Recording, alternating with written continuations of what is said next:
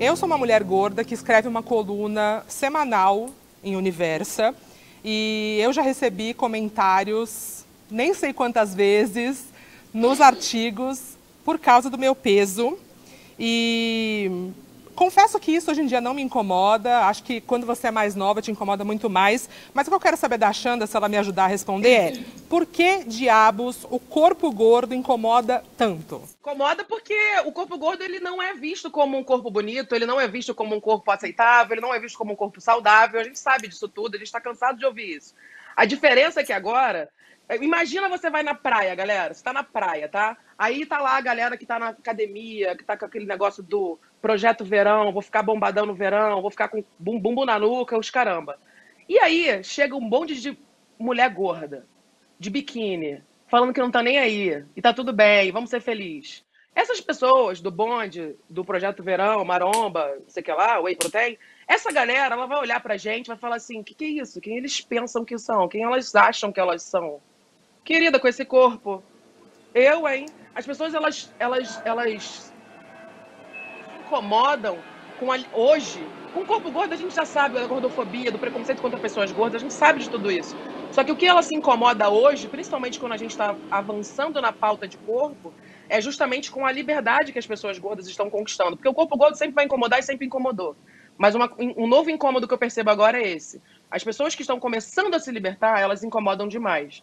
E seja gordo ou não, a liberdade incomoda, né? Então as pessoas elas se incomodam com o fato de como pode eu ficar sem comer, eu ficar na academia e eu fazer milhões de coisas, tomar remédios e fazer cirurgias plásticas. O nosso país é líder no ranking de cirurgias plásticas no mundo. Como é que pode eu fazer tudo, projeto Império Bronze, e agora a pessoa vem aqui e ela fala que ela pode ser livre com o corpo que ela quiser? Gorda e magra são apenas características físicas, né? Magra, assim como magra não é elogio, gorda não é xingamento. Vocês viram que a gente está aqui falando somos mulheres gordas e isso sempre foi usado contra a gente, né?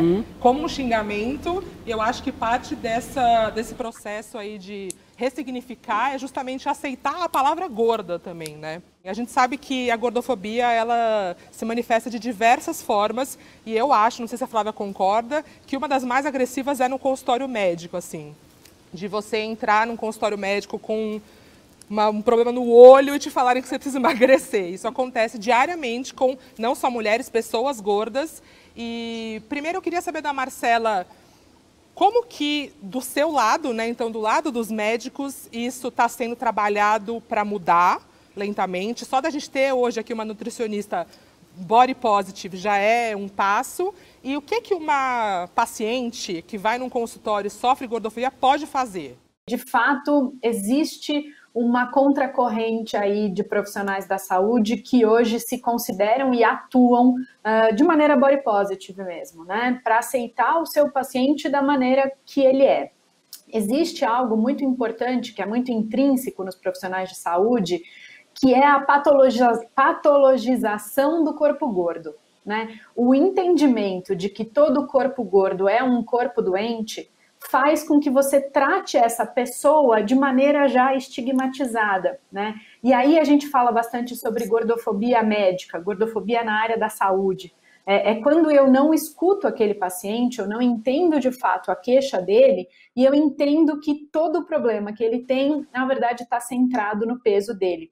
E algo que é muito importante para a gente saber e lembrar os profissionais de saúde é que peso corporal não é um preditor de saúde, né? Nem todo gordo é doente, assim como nem todo magro é saudável. A gente precisa, na verdade, tirar esse estigma do corpo do nosso paciente. O movimento Corpo Livre, ele é a junção do movimento Body Positive e do Body Neutrality, que é porque a gente não é só corpo positivo, lá, e nem só corpo neutro, lá. A gente tem que ver as coisas positivas e ver as coisas neutras também, e tratar também as coisas que a gente não gosta, e tudo bem. E tratar não significa se embelezar, significa lidar com aquilo, lidar com emoções, lidar com a sua vida. Então, o movimento Corpo Livre, ele começou com uma hashtag e hoje ele já tá no Instagram enquanto coisa física, né, se a gente pode dizer assim, desde janeiro, por causa da matéria do Fantástico, porque eu vi uma oportunidade de começar a reunir pessoas. A gente está com 10 meses e tem mais de 300 mil pessoas. A Marcela, que está aqui maravilhosa, ela super apostou também no movimento, junto com a Ingrid Sayuri, com a Beatriz Viana, que inclusive é minha irmã. Então a gente desde o começo a gente estava tentando falar sobre corpo e sobre aceitação com todos os vieses, falando de nutrição, falando de psicologia, falando de exercício físico. A gente tem lives toda semana, até hoje, exercício físico, falando de comportamento, mostrando outros corpos. O que a Dani maravilhosa falou, a Dani, é isso. A gente ver outras vivências. A gente tem que mudar o nosso olhar olhando, né? A gente não pode falar que a gente quer, meu sonho é que alguém me aceite. Ai, meu sonho é ser aceita. Só que a gente não aceita o outro, a gente não olha para o outro, a gente não tem empatia pela vivência e pela história do outro. Então, quando a gente fala de body shaming, que é a ridicularização do corpo alheio, tornar o corpo do outro uma chacota, uma vergonha alheia, isso acontece com todo mundo, não é só com pessoas gordas. Então, o movimento Corpo Livre não é um movimento anti-gordofobia. Ele também é anti-gordofobia, mas ele é um movimento de aceitação para todos os corpos, porque o que a gente busca é equidade corporal. É uma palavra que é pouco falada ainda, mas é que todos os corpos eles tenham o mesmo respeito, o merecimento e acesso, direitos, entendeu? A pauta anti-gordofobia, ou a pauta body positive, vem sendo esvaziada um pouco? Com certeza, né? A gente vê isso diariamente, né? O capitalismo acaba abraçando, engolindo tudo, né? Diversos Sim. movimentos, desde o movimento hippie, o punk, né? Agora é a bola da vez, é o body positive, e com certeza também está engolindo e esvaziando esse movimento que vem ali, né? Dos anos 90, né? Nos Estados Unidos, mas o ativismo gordo desde os anos 60 ali nos Estados Unidos. Sim. Mas, com certeza, serviu para agregar, para juntar muita gente, né, para dar uma visibilidade aí de gente que era invisível. Só que muita gente, né, como agora você vê que pega mal falar de emagrecimento, de dieta, você vê agora o foco mudando para outras coisas. Sim. Agora é um bombardeio de skincare, né?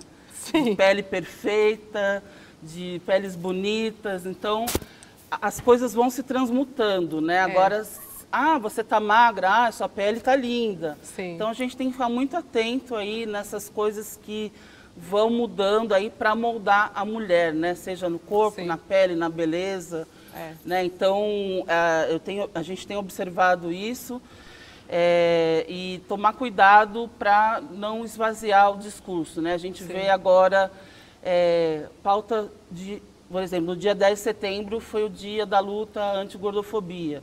E aí a gente vê matérias de mulheres que não são magras, mas também não são gordas, né, de celebridades que vão e dobram ali o corpo para, ai, sim, nossa, eu tô com uma dobrinha aqui, tô sofrendo gordofobia. Sim. Não, gente, isso não é gordofobia. Eu ainda acredito que, eu concordo super com a Flávia, inclusive é uma coisa que eu tenho falado bastante, a gente está em época de eleição, o que a gente está falando em termos de políticas públicas, que é o que a gente precisa no fim das contas, né? Que é o passo final para que as coisas efetivamente tenham uma mudança, tenham uma chacoalhada na estrutura, é isso, é o que de efetivo vai ser para que respeitem a gente, tenham que respeitar a gente, né, nos espaços.